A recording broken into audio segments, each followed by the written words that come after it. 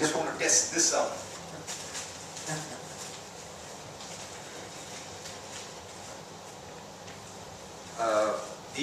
The unfortunate thing about the professions that I have chosen is that, the professions, basically I'm an engineer, became an entrepreneur, later on a lawyer. It abbreviates to EVE. Fortunately though, I'm not the slippery kind. With those words, I see a few young faces. Anytime I address a gathering with students, I always make it a point to talk about two formulae. The first one is 60 equals 7. If a speaker speaks for 60 minutes, research has shown that the average person in the audience gets 7 minutes worth of information out of it. That's rule number one. So the point is to be as crisp as possible, when you make a presentation. Now, we Indians, we love to talk. We like crispness in our pakoras, but not crispness in our public speaking.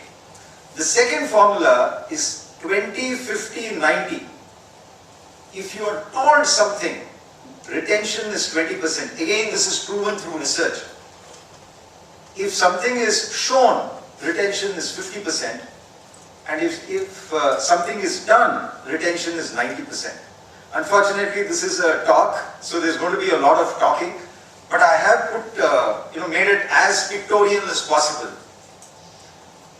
The third thing that I wanted to say before I start my spiel is, this is indeed a surreal experience for me, because as a student, there have been several of these lectures that I've attended when I was an engineering student, and I've benefited tremendously. And to be out here talking, addressing a gathering here, I think I'm blessed, privileged. Now, quick question for the audience. How many in the audience believe India currently is a superpower? I do see a very good number of hands going up. Those of you who didn't raise your hands, how many of you think India has the potential to become a superpower? So it's kind of balanced. Or actually, if I were to include the people who showed their hands, raised their hands when I asked if India is currently a superpower, it clearly indicates that there are a lot more people who believe India is on its way to becoming a superpower. The point is, the difference between the additional hands is actually intellectual property. I was hoping that more hands would get raised, but it was an even split. Let me see now. Okay.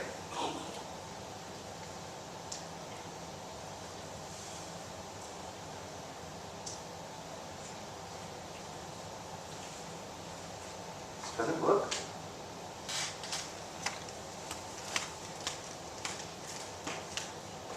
So I think I need to turn it on.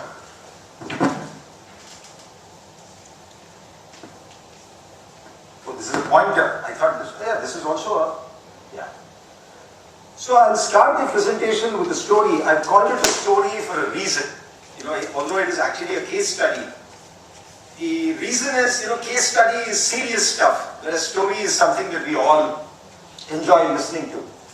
The first one is about this company called Nortel Networks. I don't know how many of you remember Nortel. Massive giant in the 90s, huge in the telecom segment, 100,000 employees, $30 billion, market cap peaking at 300 billion. Pretty much what Google is right now. Now, they bet on the wrong technology. They were a big name, during the 90s. Those of you who were in the US, you would remember OC48, internet was just taking off. Now these people put in a lot of money in the next generation, which was OC192. And the dot-com bust happened and the downslide began. Eventually, their market cap in 2009 ended up becoming 2 billion. In 2002, over a span of about 3 years, it had dropped almost 98% of its market cap. And eventually they filed for Chapter 11 bankruptcy in the US. The good news, the only silver lining in the dark cloud was that they had 6,000 patents.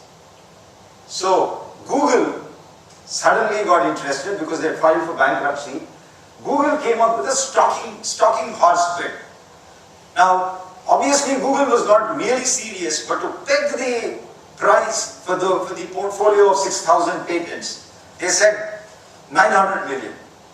They raised it to 1.9, then to 2.6 billion, eventually to 3.1 billion. Basically setting the bar very high for people who were seriously interested in picking up that portfolio. Rockstar, which is a consortium consisting of Apple, Microsoft, Sony, tech giants, they finally picked it up for 4.5 billion. Now on 6,000 patents, if you take the average, it works out to about 750,000 per patent. Story number 2 is even more interesting. I don't know how many of you recognize this logo, Motorola Mobility. Now Motorola obviously was a single monolithic company. It was split sometime in 2009, 2010. Enterprise was separated out from the consumer side of the business. So the consumer business was named Motorola Mobility, and the enterprise was named Motorola Solutions. The mobility arm, the entity, had set-top boxes as one of its operations, had cable modems and mobile. Revenues again 4 billion, nothing earth-shattering. Net income of about 160 million. 20k employees, but the good thing was they had 17,000 patents that they were holding, plus they had 8,000 patents in the pipeline, which had obviously not been approved. Now Google made an offer, picked it up for 12.5 billion. Reason being, they wanted to protect the Android users from facing litigation from smartphone OS companies. If you look at the multiplier, it works out to about 80 times. And Google paid a 65% premium to pick up that portfolio. Eventually, after buying it, they sold part of the business to Aris. They made 2.35 billion on the deal.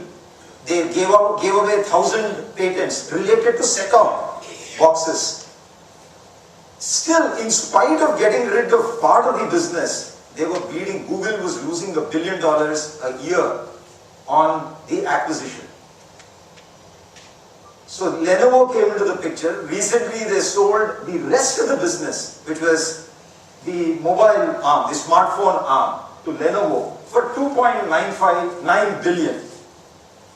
So if you do the math, if you take the acquisition price, add the money that Google lost on the acquisition, and then subtracted the cash flows that came in, courtesy Alice and Lenovo, you would still end up with a $4 billion price tag for the portfolio of 17 plus 8, which actually is 25 minus 1,000 that they sold to Alice. Average still works out to 200,000 to about 20 million per patent. Reason being, not all the patents that they held on the 24,000, because some were in the pipeline, some may have been at the fag end of the 20-year period that you get. So effectively, it's anybody's guess, the price tag was 200,000 to 20 billion. I mean, if you could look at any number of cases, it's all half a million to AOL and Microsoft 1.5 million per patent. More proof, those were obviously acquisition driven. This one is more litigation driven. Alcatel, Lucent and Microsoft, they litigated. Alcatel was the plaintiff, Microsoft was the defendant. Alcatel alleged that Microsoft had infringed on their MP3 patents that Alcatel held. It went to the trial court. The jury awarded 1.54 billion, obviously for just 2 patents that Alcatel held on MP3 technology. Now, eventually, Microsoft appealed, and finally they settled it out of court, because once the stakes get raised to that level, $1.5 billion, nobody wants to risk going in for appeal because it's a 0-1 situation, whereas if you settle out of court, it's a win-win situation. Center court, just to make sure that everybody out here realizes that it is not a phenomenon that is restricted to technology, I've got this example, Center Court versus Abbott from the pharma sector. Again, this was infringement, patent infringement. One patent on arthritis drug, which Center Court alleged Abbott had infringed. The jury awarded $1.67 billion. Now, the bottom line, the takeaway from all these stories is patenting / IP. I just talked about patenting. But if you were to look at all of intellectual property, it is really loads and loads and loads of money that is at stake. Now, what are the elements of IP? If you were to look at business and business value today is considered to be part intellectual property, which is basically intangible, and tangible assets. Now, goodwill is the one that is at top. So, all IP is essentially creation of the mind. It may involve skill and intelligence. Starting with goodwill, goodwill is basically reputation. Artistic, copyrights, I'll quickly run through this because I don't want to preach to the choir. Now, the key thing here is jingles. It's also, there is copyright applicable even on jingles. I mean, if you were to look at your Microsoft jingle when you turn on your Windows system, that's also copyrighted. Literary and dance, dance and drama and all that good stuff. Marketing, trademarks, logos, domain names, you name it. All that is intellectual property. Trade secrets, contracts.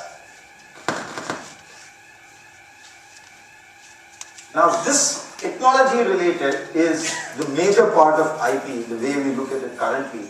Patents, software code, industrial designs, IC layout. The ones that are in red are all the ones for which we have acts in India. Community related, whereas the earlier ones, technology intangibles, contract intangibles, customer intangibles. Oh, I think I went ahead.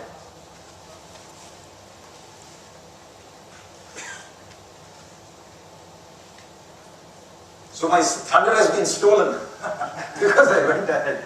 So all these are basically on the business side, whereas this is community related. Geographical indications, the classic example for this would be your Nanjangud Rasvade or even your Mysore silk. Internationally, another example is that of champagne, which is nothing but sparkling wine, but it is called champagne only if it is grown if it is produced in the district of Champagne in France. Plant varieties are also included in that.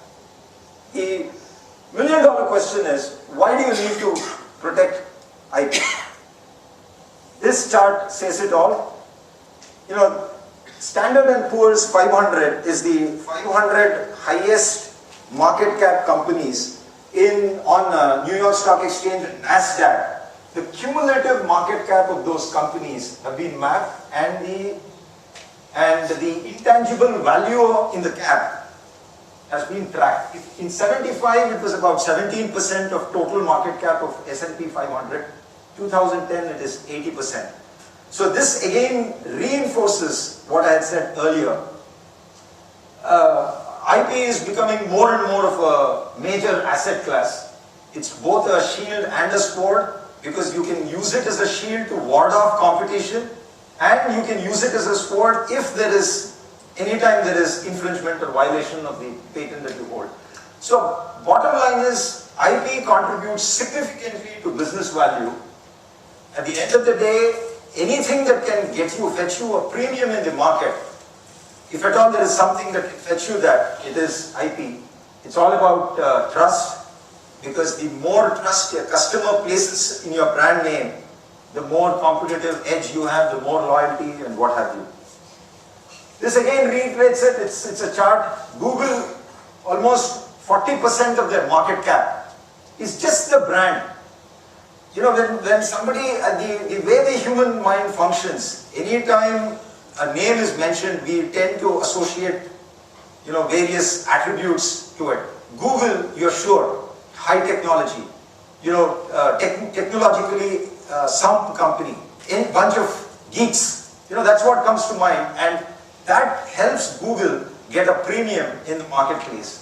And that's the reason why they've estimated Google's, just the brand value, which is one of the marketing intangibles that I talked about, that I showed in one of the earlier slides. And it goes on. Apple is about 20%, IBM, it just 107 billion. Google's market cap currently is about 350 billion.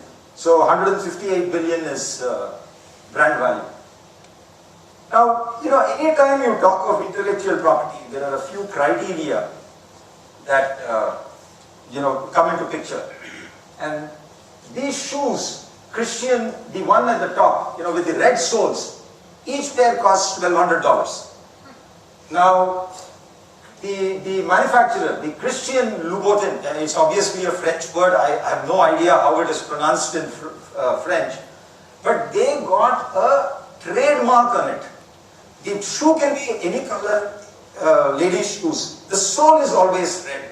It was a super duper hit in the market. The YSL replicated it with red shoes and red soles. Christian Louboutin took them to court, saying that there was trademark violation. Now, the trial court held that the red sole, the trademark protection applies to the red sole only, but not to the whole shoe. If the whole shoe color is red, then it does not apply. So the point is, even the smallest thing, so the takeaway here is the idea needs to be unique. If you need to protect the intellectual property behind it. But the key thing is, the idea has to be novel, idea has to be original. And it can be something as simple as red sole on a shoe. Criterion number 2. So the first one we talked about was originality. So this one is another example. This also went into trial court in the US. Perfect Web versus Info USA. This was a simple thing of, there are people who send in their email IDs, you take those email IDs, you look at their profile, it could be age group, it could be income group, whatever, and you put it into a separate set, and then use that group, email group, bulk email group for targeted marketing. Now, Info USA used a similar bulk email distribution mechanism. So, Perfect Web, which was holding a patent, took them to court.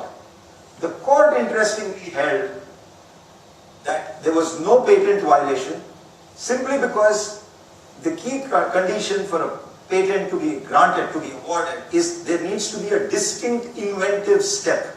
Something that furthers the horizons of technology, so to say. And that distinctive step should not be very obvious. So, if you were to look at the way it has progressed over time, they used to call it a flash of genius. When there is a flash of genius in whatever you do, that is patentable. But subsequently, courts have held, and all these are based on court judgments. Teaching, suggestion, motivation is a test that they use to determine whether there is that not obvious inventive step. The thing is, when you look at state of art, the state of art reveals the technology that exists currently. Based on that, whether that review of state of art gets you, shows you, proves to you that there are gaps that exist, and that gap, plugging that gap, if it is obvious, then it is not patentable. That's the criterion that the courts in the USA used. Whichever way you look at it, slice and dice it, the bottom line is, it should not be a commonsensical, increment that gets used. The third one is Nike and Apple shoe. So it has an embedded chip in it. That chip looks at, keeps track of various things like speed, gradient, distance that the wearer has run, the runner has run, elevation and things like that. The whole idea is to give him a feedback on how he's performing, how he's failing while he is running. And it's a it has tremendous use for a long distance runner, like me, because I have run the marathon. So this again is a patent that Apple holds. So the key learning from this is any patent to be awarded, there needs to necessarily be utility, usefulness in the patent. So if that filter, if you could look at it as a litmus, if there is usefulness, then it is obviously patentable. And the previous slide we did talk about non-obvious. So it has to be non-obvious. So the fourth criterion, again, this is a patent that was awarded. I think the USPTO blundered on this. This is the classic motionless electromagnetic generator. No moving parts, it generates electricity. It is conceptual, very abstract. Something similar to the perpetual machine motion device. So the fourth criterion for patentability is that it should not be abstract, the concept. The concept should be, as it is called in legal lingo, it should be capable of being manufactured.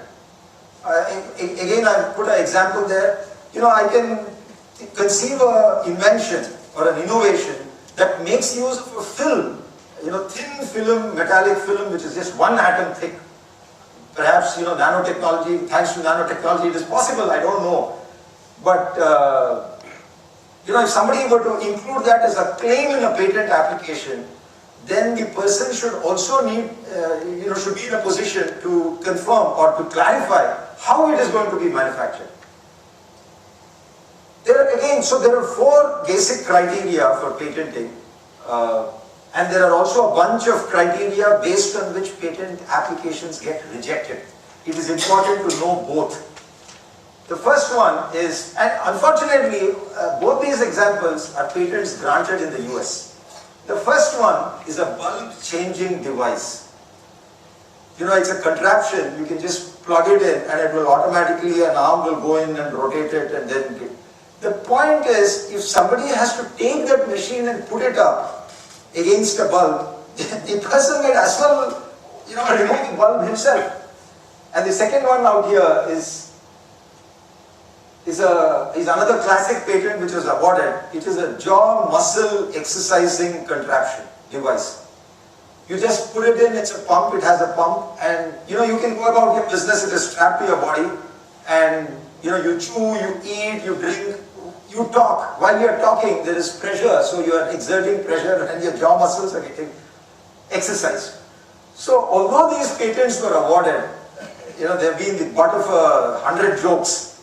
The thing is, patent, if it has to be looked at seriously in the market, it should not be silly, it should not be frivolous. Any frivolous patent, it's likely to get rejected. Rejection number 2. This is not a patent. I've taken an example out of an industrial design. This was a vodka bottle that Dan Aykroyd, I don't know how many of you know him. He was a Saturday Night Live, got into the alcohol business. He thought of these bottles which resemble skull, human skull. It was rejected. The industrial design application was rejected simply because the authority in Canada felt teenage drinkers would get attracted to the bottle. So the rejection criteria number 2 is it should not be against public policy and morality. That's a key criterion. The third rejection criterion is, again an example, this is again an awarded patent, centrifugal birth machine.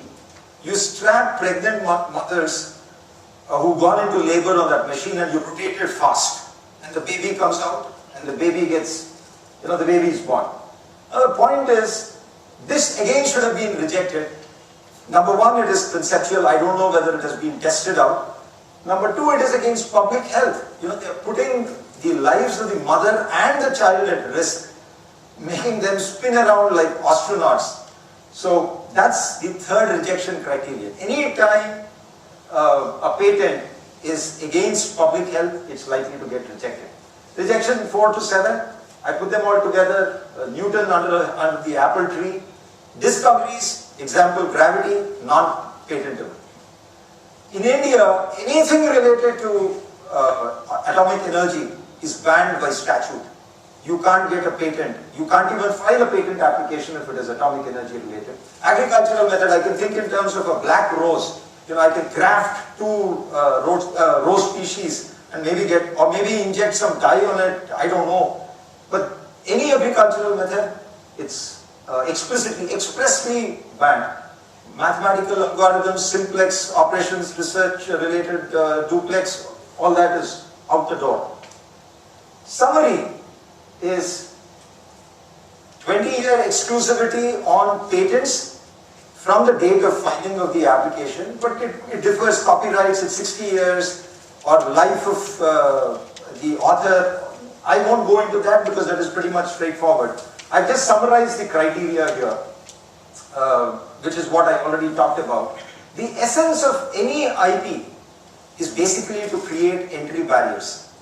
And there are 4 types of entry barriers that one can think in terms of. Government created entry barriers, which could be duty structures and quotas and imports, basically import and export restrictions. All those barriers, thanks to the GATT and WTO and all these global initiatives, all those barriers are being torn down. So that leaves us with internal economies of scale, which obviously exist with large corporations because they can get loans, their pricing structures are much lower, costing structures are much lower. And asset specificity is about advantages that companies have. You could think in terms of iron steel mill, which is next to a coal mine. Their costs are much lower because the cost of hauling coal, which is next to the plant, is much lower. But finally, the most important sustainable barrier is that of intellectual property. The holy grail is of course that of nationalism, because I talk about it anytime I address a gathering on intellectual property, because unfortunately we Indians have this nasty psychological block. We think anytime something is made in India, it is low quality. Whereas in other countries, they take pride in their own products and they buy those products, which somehow for some reason we stay away from. I've heard all sorts of negative comments being made about nano, and I'm sure you guys, you ladies and gentlemen would have also heard those remarks. I won't go into details of the process, because the best way of getting a patent application filed is by hiring a good lawyer. But the key part that I would always recommend scientists and engineers to think in terms of is, because anytime we have an idea, we start our research, state-of-the-art research. We have a vague idea of what our invention is or our innovation is, and then we research patents. Instead, I would recommend proactive search of patents, simply because anytime you look at let's say an Apple or a Nokia or a Google patent, maybe you will get ideas which you can use and create IP of your own. The point here is, as a country, we need to necessarily have a culture of innovation, there can't be innovation without market orientation. You've seen in some of the examples earlier, they were all ideas. But those ideas, somebody strapping a contraption to his chin to exercise chin muscles, how many units is he likely to sell? So, intellectual property in general can be a fantastic catalyst for economic growth. I know there is one chartered accountant here, so I had one quick, I'm going to touch upon how IP gets value. There are basically 2 approaches, quantitative, qualitative. Quantitative can be income driven, you look at cash flows and you look at present value of cash flows and royalty, and estimate the value of the IP. You could also look at similar transactions in the market and decide the value of the patent portfolio that you're looking at. You could look at costs of replacing those patents or maybe working around those patents. The R&D costs, and then estimate. These are all quantitative approaches. The other approach that people use is the stock option approach. Basically, anytime you hold a patent, it is the right to use that asset in the future. So it is sometimes treated as a stock option and it gets value. Qualitative obviously is a lot more subjective. You look at characteristics, potential uses, market size, market competition, positioning, difference. There are a whole host of stuff that you can look at. And you can also always look at a blended approach, wherein you look at various values. The thing about India is, we did this bit of a study in the Indian Institute of Science. We looked at 8 countries: USA, Germany, Japan, South Korea, Brazil, China, India, Russia and South Africa. These bubbles are plotted against the population. So that's why you have China right at the top, you have India here, and then you have the other countries. But what we did was we looked at the patent applications that were filed in those countries and then looked at per capita patenting. Now if you see this tiny blip out here is India. So that shows, whenever we feel proud about whatever absolute numbers of 40,000 patents filed or 50,000 patents filed this year, we've got to keep the per capita patenting, and many of these patents have been filed, because foreign companies have R&D centers in India. So, this pretty much talks about the north-south divide. If you look at it, underdeveloped, it is always way behind in patenting and IP and protection. So the point that I want to end with is that any time you think in terms of IP, it's basically a vital cycle that you're looking at, not a vicious cycle, because patent protection gives you market edge. That market edge gets you to start a company, new ventures grow, they create wealth, they create jobs, and once wealth gets created, it gets flowed back into more innovation. So the whole thing presumably will spiral, and that is what India needs today. Unfortunately, we are way behind. The sooner each one of us starts thinking in terms of patenting and IP in general, branding, patenting, copyright, trademarks, the better off we are. On that note, I'll just end with a Sir M.V. tweet quotation. Today we've reached a point wherein, if we don't IP protect, we perish. On that note, half hour was 40 minutes was what I was told, so I banged on target. So any questions, I'm game.